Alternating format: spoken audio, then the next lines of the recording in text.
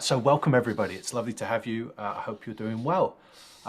This is our sixth, I believe, I think that's correct, sixth online event as part of the Main Street Reimagined project. My name is Dr. Tom Griffin. I'm an associate professor with the Ted Rogers School of Hospitality and Tourism Management at Ryerson University, and I'm also the assistant director of the Institute for Hospitality and Tourism Research. Today we're going to have a session which is about understanding the visitor journey and customer service. And I'm going to introduce Frederic, our speaker, in just a second.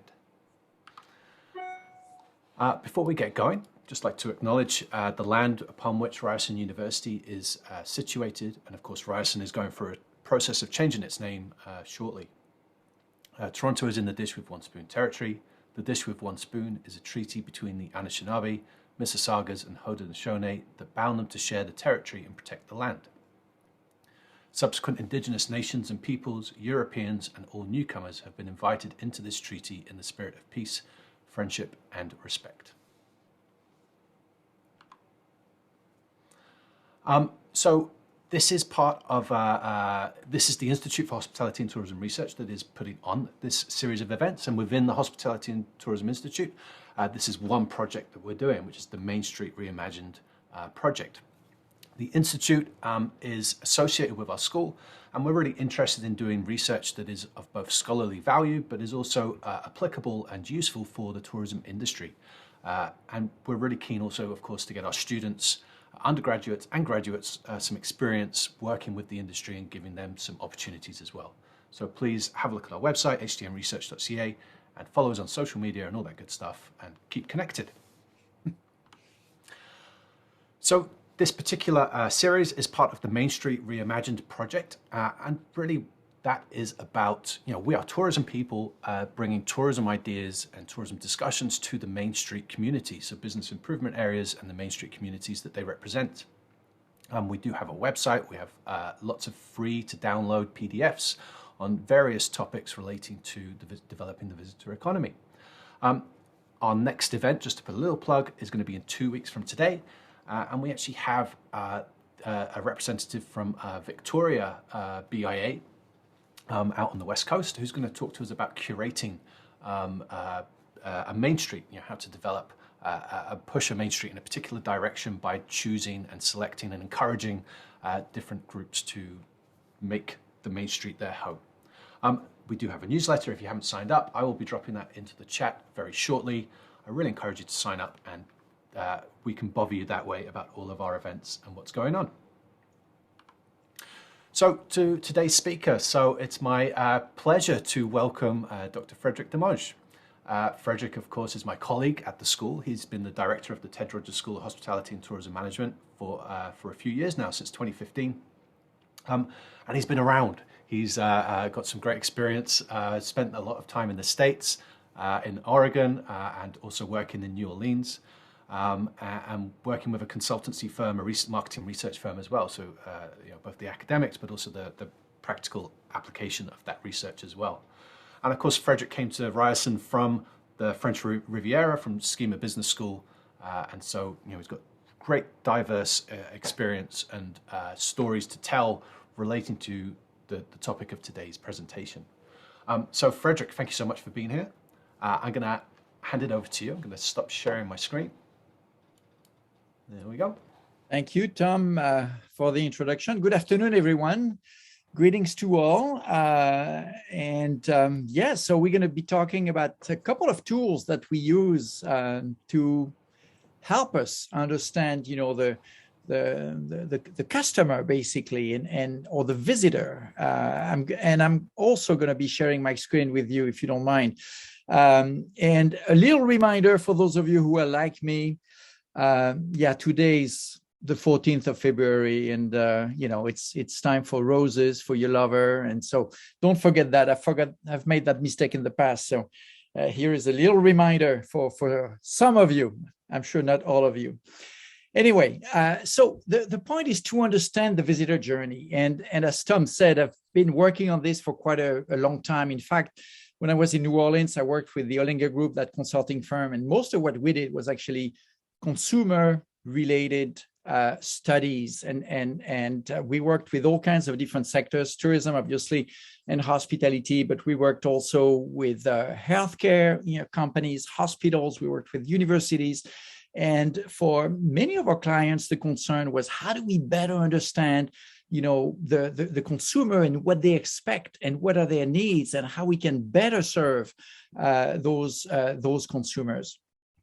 So I wanted to introduce to you a couple of tools that we use in visitor survey research or visitor satisfaction research. And I will spend quite a short time, not too long at all. I won't bother you too much with details. And then after that, we'll go into a discussion with Walter and Tom.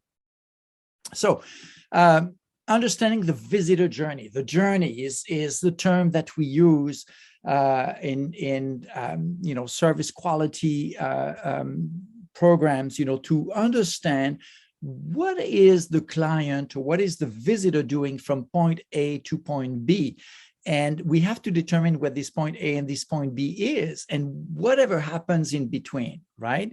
So your goal, as it should be the goal of any business, really, or of any destination or of any neighborhood or BIA, is exceptional customer and visitor servicing. We are there to help people find their way, literally, but also find their way towards a good experience, a quality experience. And like I said, I want to introduce two tools today. One of them is the customer journey map, and the other one is the service blueprint, as we call it. So let's move forward, and we'll start tackling the first one. Let me first tell you what is a journey map.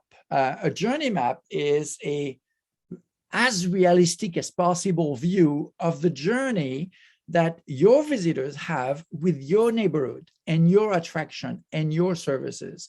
In other words, you want to understand how they hear from you, how they come to you, how they navigate your neighborhood, how they use the neighborhood, how they benefit from the various services, and how they go about spending time basically in your BIA. So that's the basic definition of what a visitor journey is. And we'll see how we can map it out. So other thing to understand is that each visitor journey is driven by different needs. If you are a BIA, you know that you have residents who are navigating within your neighborhoods, but you also have people who may be coming from other parts of Ontario, who may know already the city, who may know already the neighborhood. And then you're going to have very possibly some international travelers coming from places where, they may have never heard of your neighborhood. They may not know Canada very well. They may not speak the language. They may not know the signage very well. So each of those categories will have different needs, and you need to understand what those different needs are. So the bottom line is that we need to understand the visitor's journey from their perspective. And very often the mistake is done that we design a customer journey, or we understand the customer based on our own understanding of it. And because we are the service providers, we are knowledgeable about a service or neighborhood or destination, and we don't necessarily pay attention to all the needs that visitors coming from somewhere else may have. So it's important for us to put ourselves in the shoes of the customers. And another key word that we use is the term customer touchpoint or visitor touchpoint. In other words, all the various moments at which a visitor will directly or indirectly come into contact with your brand, your neighborhood, or your BIA. And when I say come into contact, it could be through signage, it could be through hearing from you on a website or reading about you in a magazine. That's a contact point, but also, of course, when they are on site and when they are dealing with the various service providers of the neighborhood. And a touch point is something that relates also to, what do they see? What do they experience? What do they smell? What do they hear? All of those are opportunities for them to interact with your neighborhood. It's a step-by-step process, okay? First, you need to understand what is the whole scope of your journey map. In other words, from where or from when does the customer journey start and when does it end? You need to have that scope. Do you want to start thinking about the journey map from, when the customer is still in their home, for example, or when they arrive in your neighborhood, or when they may be at Union Station, for example, and finding a way to get to your neighborhood? That may be the start of the scope. And then the end of it would be obviously when they leave the BIA or the neighborhood. And another important point, I said that we need to put ourselves in the shoes of the customers. When we develop journey maps, we usually build what we call personas. And a persona is a typical customer, a typical visitor. And we build one for each of the major visitor type that you wish to attract. And again, you may have a persona for the resident who lives in another neighborhood. You may have a persona for the Ontario resident who is driving to Toronto, or you may have a persona for the people who is coming from abroad, right? But think also that different type of customers may mean also dealing with families, dealing with older adults, specifically addressing the needs of kids or teenagers, people who will be coming to shop, or people who will be coming to look for entertainment activities. So all of those represent different type of customers, and you need to think about what are those type of visitors that you want to focus on. And once you have identified those different personas, when it's time to step into your visitor's shoes and to keep it simple. In other words, make sure that you don't overwhelm your mapping, with too many touch points or too many different personas. I want to introduce you to a tool that actually contributed to developing when I was in Europe before I came here, actually just before I came to Toronto a few years ago. It was an app that we developed called My Service Fellow. And that app allowed us to identify touch points from the perspective of the customers. In other words, we asked different customers to upload an app on their cell phone, and then with their phone, they would be going around neighborhood or tourism attractions, and they will be pointing out to different touch points, what they like, what they dislike. They would be taking pictures, they would be taking videos with their phone, and as a result, we would be collecting information about the visitor experience.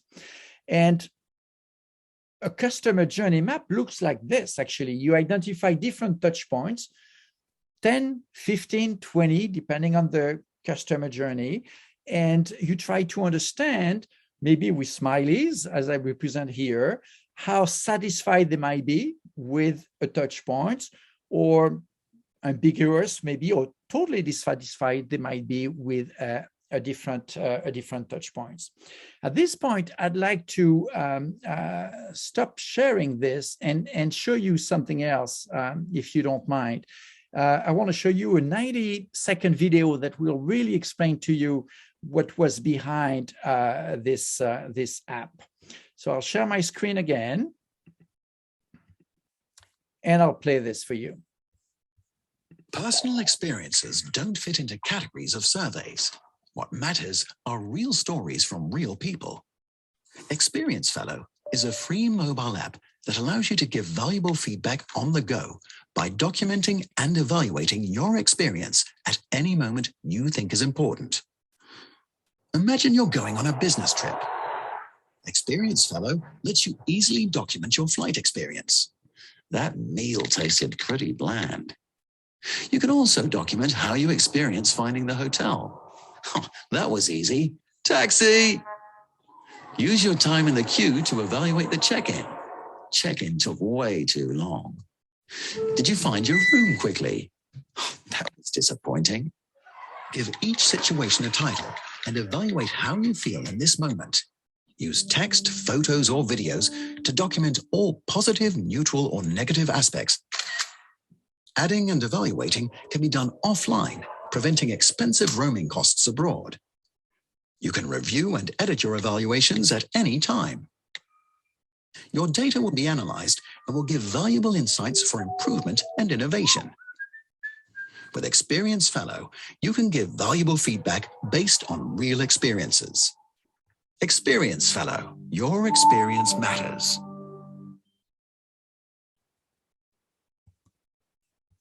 All right, so people with ADHD save 10 let me hours stop this. studying Excuse me, with there is skill always extension. another But video no, going. There we go. Let me get back to my other screen. All right, so we were here, right? So you see what we did with this app, right? It was a tool for us to collect information about the visitors, and we were doing this. We tested this app in multiple destinations throughout Europe, and actually used that at Ryerson University in the classroom. I used that with my colleague Chris Gibbs, for example, and we did it for some local clients as well as part of class projects. So let's leave the customer journey map behind, and let me talk to you about the second tool that I would like to introduce you to.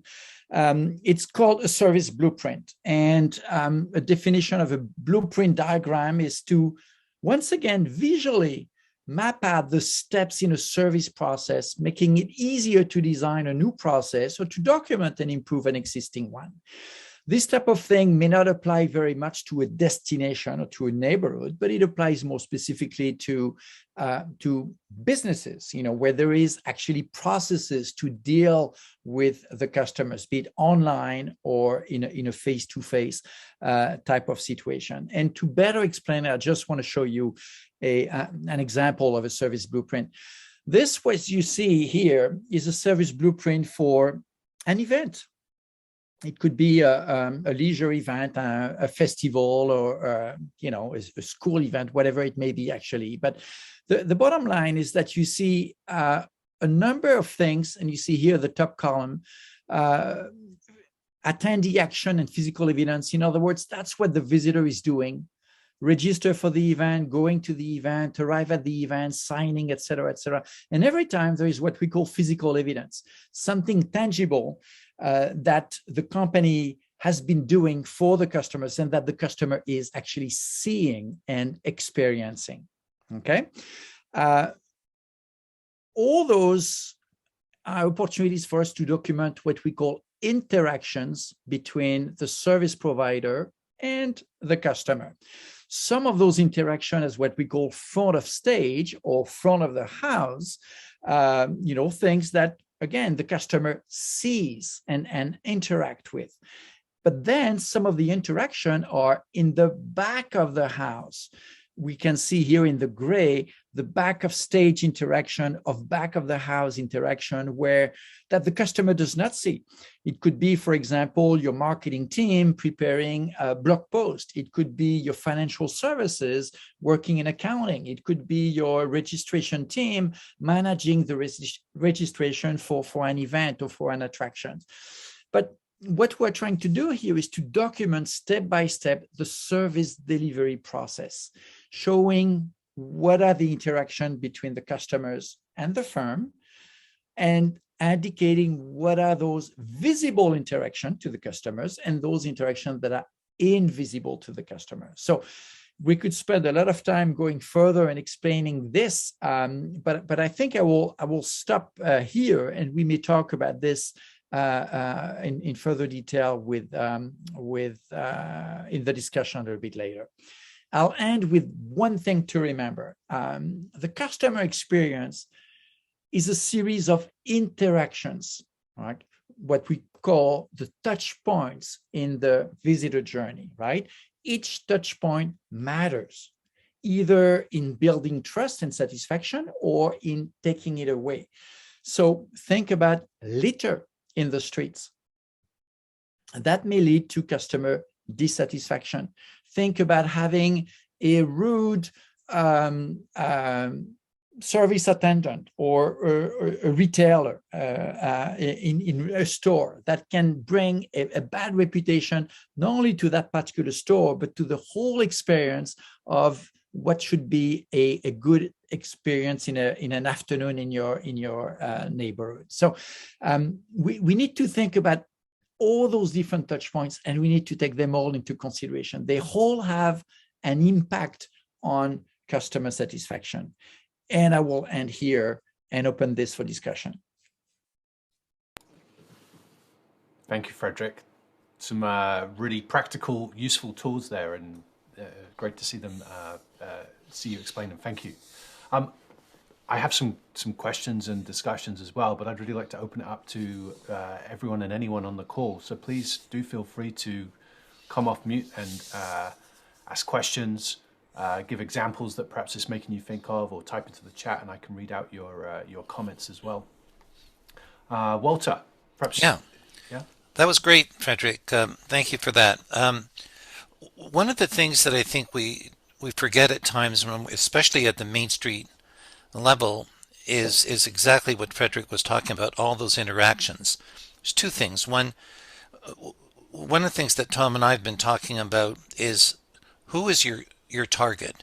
As Frederic was saying, you can't do it for every possible persona there is, but within your plan, whether it's a formal strategic plan or you're in discussions, you may say that the kind of people that we really want to attract to our Main Street are a certain demographic or people from a certain area, people with certain interests. And so I think that's an important part of that, so that at least initially when you're getting in the visitor's shoes, you're doing it in a strategic way. We also, and this is I just wanted to amplify what Frederic said, it's every part of that interaction. And I've been going around looking at Main Streets in Ontario. And one of the things that strikes me is both helping people to understand, the visitor to understand your Main Street. How does it work?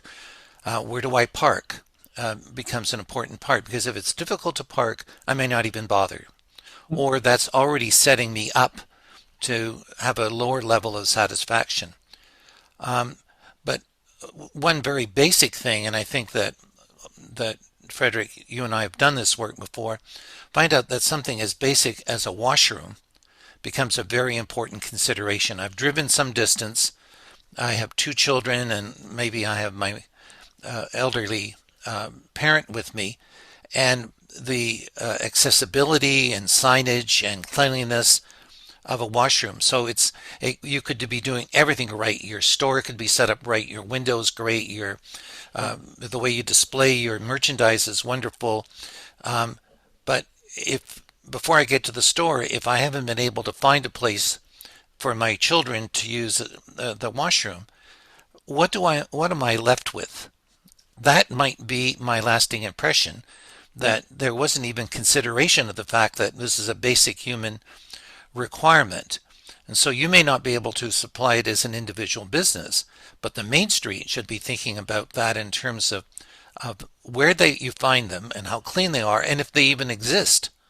And so that, to me, is the kind of detail at times that one wants to think about, where I've traveled a distance, where to local people, they've just come from home and they're going to do their shopping and go back, where to others that may not be the case. So we like to stress the idea that try to think about basic human requirements and needs as they visit. And the last point I'll just make, Tom, quickly, is how friendly and how customer friendly individual businesses are. And part of what a Main Street can help to do is to do very much like Frederic was talking about, was to begin to say, maybe we can become more strategic in our customer service, that we can do some training, we can help each of us. Again, one negative retail experience can again very much color, especially in the days of social media, people's perception of your neighborhood, of your Main Street. Yeah, great point, Walter. When I work in service design, I'm always thinking about the example of airports. All of you have been through airports.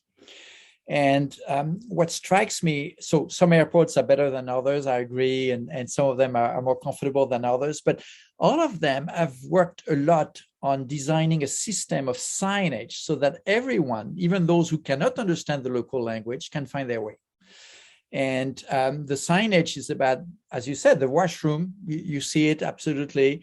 It's about eating and different retailers. It's about finding your gates, obviously. It's about how much time do you need to walk to your gate. Increasingly in airports, they tell you that you need 15 minutes to get to gate J or whatever it may be. So all of those is not all of those points are not coming by chance. But my point is that they have conducted some research. They have made some efforts to understand what was important to the customers and what would help smoothen, the customer experience at a time which is stressful. When you're in an airport, especially now with the security procedures and people getting late and everything, it's getting increasingly stressful, and people don't make sure that they don't have to worry about where to find the gate, where to find the washroom, etc.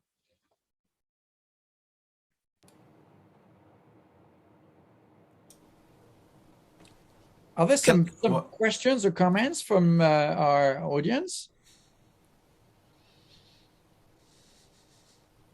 Frederic, I was going to ask about that tool, that the Experience Fellow. Yep. Is that something that organizations, businesses can purchase, or how do you actually get access to that? It's free, as okay. It says in the video. It's something that we developed as part of an EU project. So it was funded by the EU. At that point, the point was to help small and medium-sized businesses. And the objective was really to work for smaller destinations, smaller businesses in improving, the capacity to satisfy customers. And so it's the name has changed because that video that I showed you dates from 2019 or 2014, something like this. So the name may have changed, but it remains a free tool to use. Like I said, I used it with Chris Gibbs in class 3 years ago. Yeah, I remember that project, and he did the project about getting to the airport, right, by various transportation services. Yeah. And we did a project with the TTC, absolutely, and the bus. We worked with the AGO as well. I think was one of the clients, if I may say, that we had with the students. So we had a few going. Yeah, very interesting. And and I guess to a really important point to remember. I mean, one of the reasons why we want people to have a good experience is so that they have a good experience. But your best form of marketing are people that leave with good experiences, right? So if people are coming to your festivals or your main streets and they're having a bad experience, then they're going to say bad things, and that's a problem. So giving people a good experience is arguably the best form of investment in marketing. Is that a fair comment, Frederic? Or absolutely. So I didn't go into this. I didn't want to spend the time talking about this. But yes, customer satisfaction is leading to return visitation, first of all, and recommendations, if not loyalty. And being loyal is not only being satisfied. You need more. Being satisfied is one thing, but it's not because you're satisfied with an experience that you'll come back and be very loyal to a neighborhood, to a brand, to an attraction or something like this. So it's why we need to focus on what we call service excellence. And it may not be the very best, which is obviously hard to achieve, but at least all of us should have an interest in raising the bar, basically, and helping everyone. As you said, Walter, it could be having a training program for the different retailers of a neighborhood, for example, so that everybody appear to be speaking the same language with the customers, or be on the same level with respect to welcoming customers and be willing to help them. Customers or visitors in a BIA will often go into a restaurant or into a shop and ask for direction. right? We must be willing to provide that kind of service if we want to be part of the visitor economy. Exactly. Tom, can I just bring up a quick thing before Rachel comes in? Signage is really important, as Frederic was saying. But one of the things that we find very often on main streets is that signage is attached to the building or it's in the window. And we forget about the fact that the visitor doesn't know your community at all. And it's useful to take people who don't know your main street, could be people from the next main street, say, when you get down there, is it easy to understand what the retail offering is? And some main streets have been very effective in putting signs that project from the building, so that when I walk down, I know that there's certain kinds of things. So the lesson here is try to get people in the visitor's shoes who don't know your main street, and let them do it and say, you came here, and often with a persona, you might say your objective is you're looking for a unique, locally produced handicraft. How easy is it to find that in the community? And as Francois said, it means that your retailers all have to know about each other. So if someone said, I'm looking for this unique local handicraft, they'll say, oh, by the way, there are 2 stores, down the street from me that know about this, not saying, well, I don't know. Exactly. And so that's that thinking again of that, why I'm there and what I'm looking for. Rachel, please go ahead. Thank you. Sorry, I didn't mean to be part of the presentation. It was really interesting, though. And I just wanted to get your feedback or input or advice on, often I find the built form has some of the biggest impacts, be it cracked sidewalks, inaccessible sidewalks, buildings that may be neglected by an absentee landlord with broken windows. How do you go about getting buy-in from those kind of out of your hand kind of investors who, or the city sometimes too, right? How do you get their buy-in for improving a downtown or a main street when, if you look at a city, it's made up of councillors that represent the whole city, not just the downtown. So it's really hard to get them to invest a big pocket of money to improve sidewalks. So do you have any tips or advice on how to kind of navigate that piece? That's a good question. It's at the front. It's really about making sure that everyone is on the same line with understanding the benefits of the visitor economy. So, of course, you have to benefit the locals as well. And remember, the locals are the one voting. The people coming from outside don't vote, but they bring economic impact. They will increase a neighborhood's property values, for example. So that may be one way also to convince people. Over the long run, you need to tell them, look, we need to beautify the neighborhood. We need to improve the sidewalks. We need to make sure that it's accessible.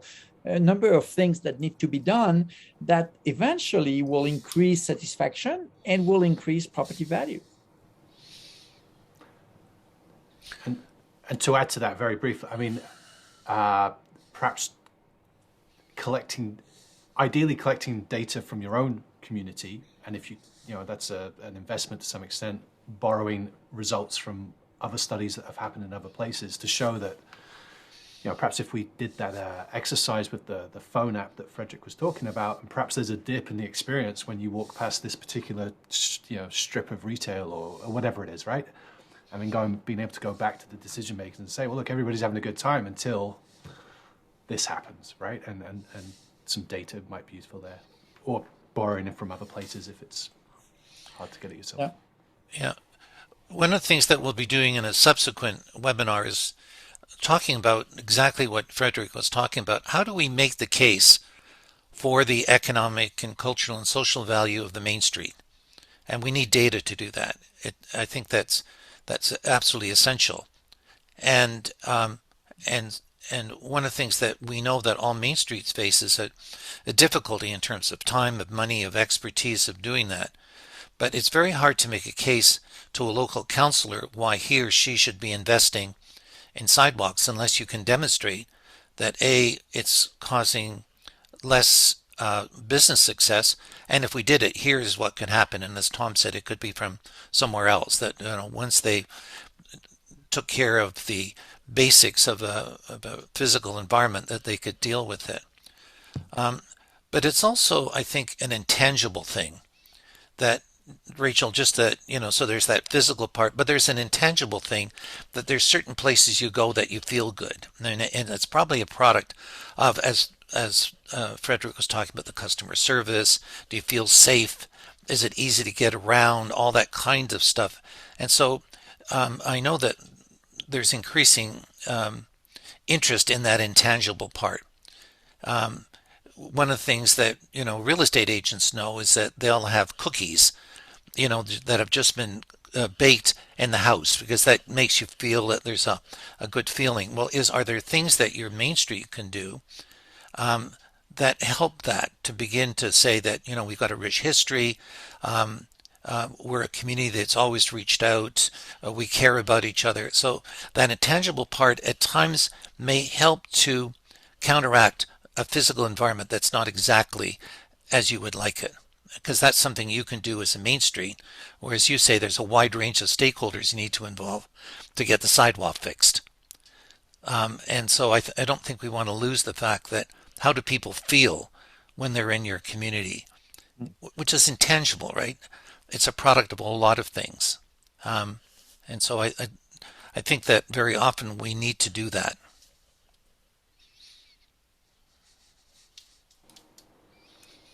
Does that connect to what your experience, Rachel, or is it? Yeah, no, it's very helpful for sure. I think the challenge is sometimes, and the counselors are an easier one to reach, I feel, because, they're public. We can get them and we can present to council, and there's different methods you can use to kind of sometimes shame them to doing something, or just, get them to do the right decision on their own. The challenge sometimes I find as well, though, is those absentee landlords who aren't from the town, don't see the building, don't care about the building, and they're, using it as a tax write-off almost. Those I find are sometimes the trickier ones, because it does have a big impact still on the experience piece, right? Yeah, for sure. So one thing to tag on what Walter's just said, we talked about the visitor experience and the relationship with the retailers and all this kind of thing, the washroom and all this.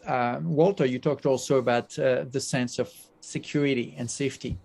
As you know, that's something that has become extremely important, and I'm just talking about COVID here. I'm talking about crime situation, theft, robberies, and this type of thing. And a lot of destinations have struggled with this, obviously. And I've taken some steps, to increase lighting, for example, or to negotiate with the city that some on bicycle police presence would be in a neighborhood. And those police officers, would be trained specifically to work in touristic neighborhoods and be trained to interact with the visitors, be trained to interact in several languages. I mean, there are a number of destinations that have worked on this and have had very successful results with that. But it's definitely part of the customer experience as well.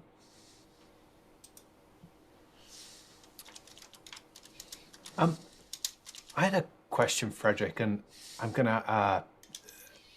I'm not as familiar with it as I used to be, but there has been, and perhaps still is, a program in with the City of Toronto in offering training to frontline workers in a whole range of places, whether it's in taxis or retail or food and beverage, just to some kind of certification process to give the base levels of customer service from a tourism perspective.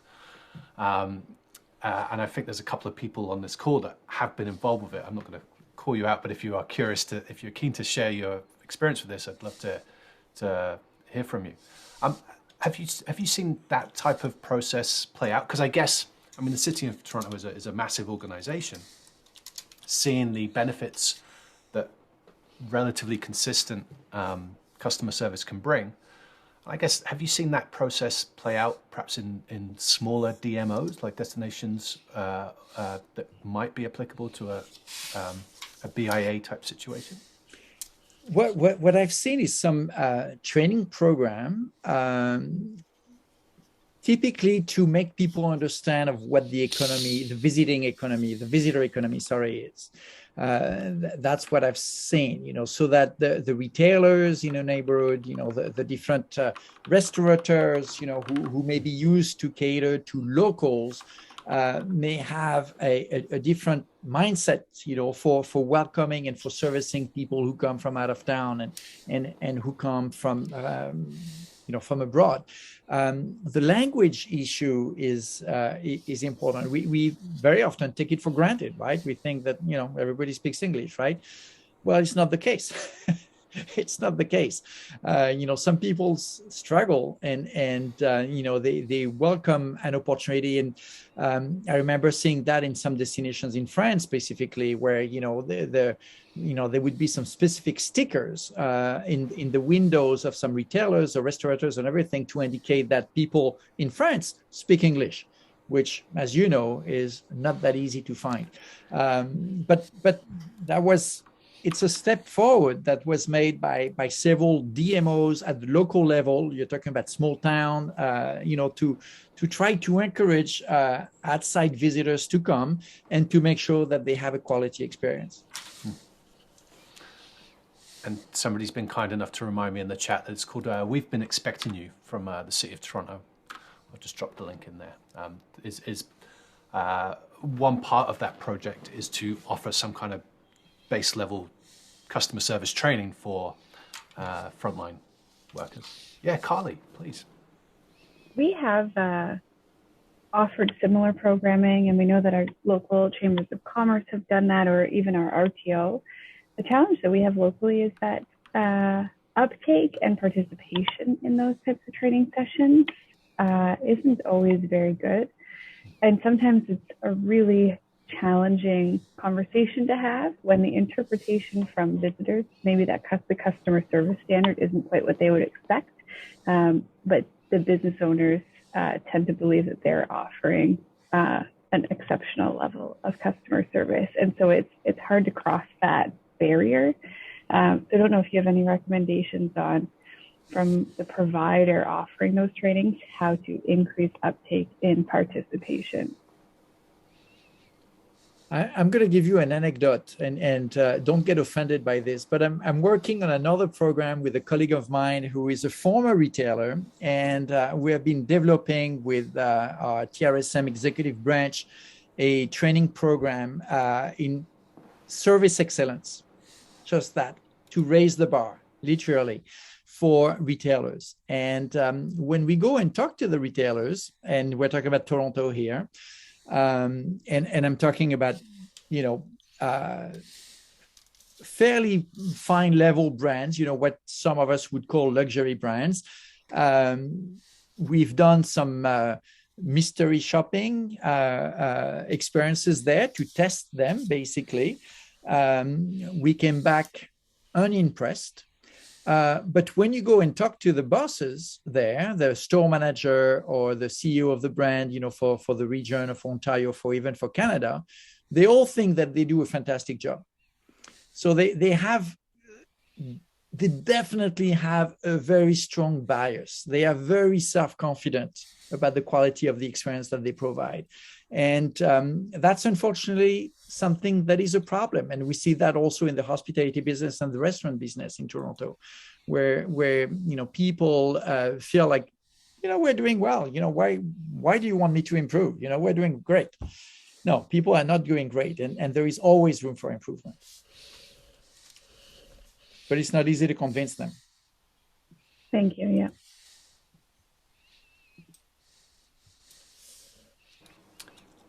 Can I just quickly say that one way of convincing is to be able to do just what Frederic has said, to be able to demonstrate to individual retailers that maybe their service levels aren't what they meant to do. So a mystery shopper is one way of doing that. Surveys are one way of doing that. We need evidence to change mindsets. Obviously, that's an important part of it.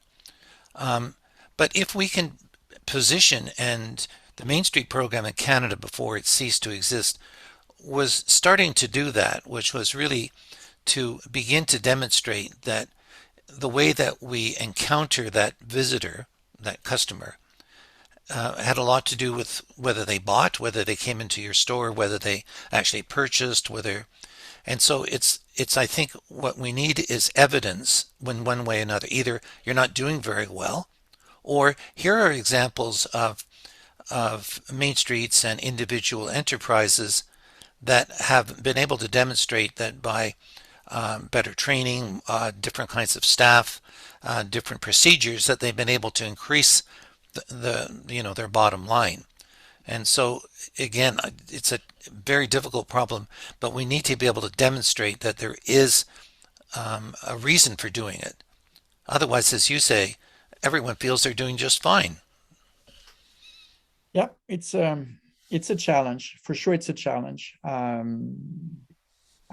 Frankly, I don't know how to respond to this. We're faced with this right now.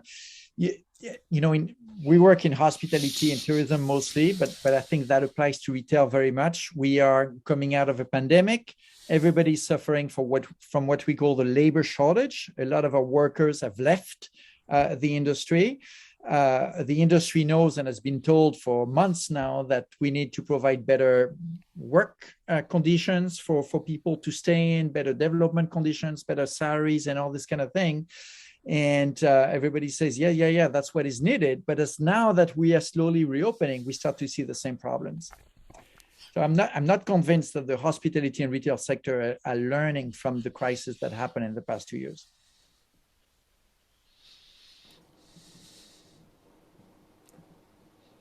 Does anyone have any more questions or comments? Yeah, Martin, welcome back. I cannot hear you, Martin. I don't know. No problem.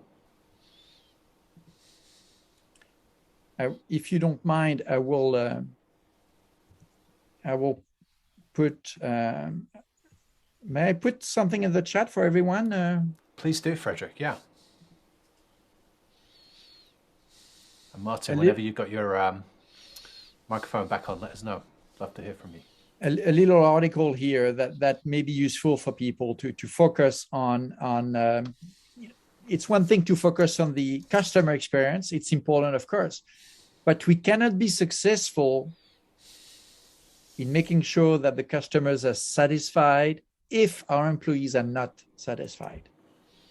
So I think it's something that all of us need to discuss as well. Yeah, that's a big issue, right? Yes. Hi, Martin. There we go. Sorry about that. I just wanted to echo what Frederic was mentioning as well in terms of the actual preparedness of our businesses. Many of our small businesses, and I've been working with many of them on the ground in Ontario across the past 2 years, and I've been mentioning to them, a lot of them have laid off employees, but they hadn't prepared any plans to rehire them. They were expecting them to come back. They were ready. They weren't even in that mind space because they had to close down. And what we've seen over the past few months when they started reopening is now they're all in crisis mode and panic mode instead of having to plan these things forward because they weren't in that mindset. I think our businesses are very in time in the situations that they're managing. So they'll think about what's going on right now, but they will not plan ahead as you would expect them to be planning. And I think that's been the biggest issue on the ground with our small businesses is that lack of planning for most of them. I'm not saying everyone, but most of them is that they're reactive, very reactive. Very much. At the same time, the municipalities and the support organizations and everything else that surrounds these businesses, they're not necessarily in that mind space either, right? So when I was speaking with small businesses directly, I would ask them, okay, well, is your employment office helping you out? Are they helping you out plan these things before? No, I don't even know who to talk to. These are the types of things that we've heard on the ground as well. So those support organizations, whoever they are within your own communities, are not well prepared as well. They might not have the resources that they need. So it might not be the best place to actually go and find those solutions. Some of them probably do, but most of them don't. So I encourage small businesses and business owners and even municipalities to look elsewhere to different places, to different best practices, especially when you're rehiring and you're rebuilding your business, or you're looking at signage. Walter mentioned signage earlier. All these things, they've been done elsewhere. I always go back to that, and to look at what's going on elsewhere so that you can actually start looking for the right partners, the right collaborators, and the right supporters for your business. Because locally, they just may not have the expertise or resources to actually help you out. Yeah, good point. I'll add another short article on this topic. Thank you, Martin. Merci. So, Walter, did you have any other questions or comments that you wanted to share about this? I just responded to Carly. We're going to be doing another webinar more centered on the physical environment. And so we're bringing in somebody who's been dealing with this for some period of time, really trying to address these things, of really trying to think about how that physical environment, not just the public environment, but your store, your window. One of the things that we found with main streets is that often the retailer wasn't thinking enough about the visitor and somebody who didn't know their business. And so, what are the best ways of telling your story before I ever go in? And when I was working on main streets in Alberta, every month we would give an award to the best window display, and we'd bring people in to talk about how you display it and what you put in and how do you change it seasonally. And so maybe in the heavy visitor season, you're more thinking about that person who doesn't know your store, but what would bring him or her into your business. And so that physical part is not always intuitive. And how do we begin to increase awareness and expertise in that area? And I just wanted, Tom, just to go back to the point of the absentee landlord.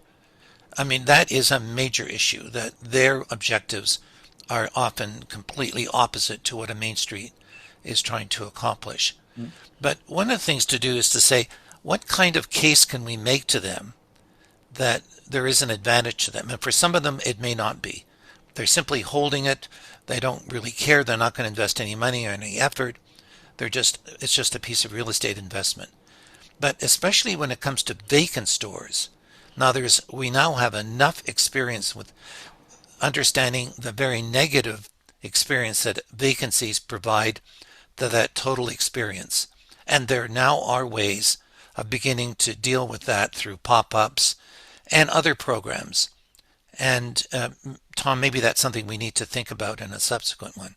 Or what kind of tools are available and working in many other places to help to fill those vacant stores either temporarily or hopefully longer term to better that experience? Because if one thinks about the experience that one had in a main street in a community when it was fully, when all the stores were filled, and you would go back, there's this sense that I don't want to go there anymore. That's not intangible.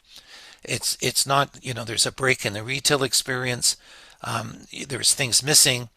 And the idea of being proactive and to work with landlords, and some of them are going to be open to it and others won't. But at least we need to begin to think about how do we do that. That's great. Yeah. Yeah, it's a difficult subject for sure.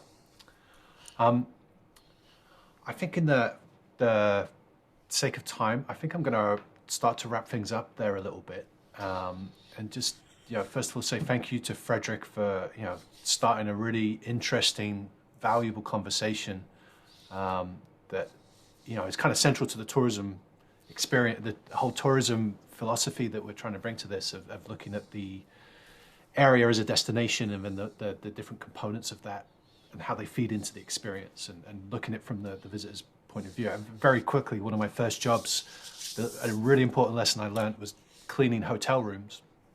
And my boss coming in the first thing that she would do she would lie on the bed and look at the room from the viewpoint of the customer, right? Like, oh, you've missed a bit over there, because when you come into that hotel room, you clean it from a cleaning viewpoint. You don't clean it from sitting on the toilet and looking at what the person's actually going to be looking at.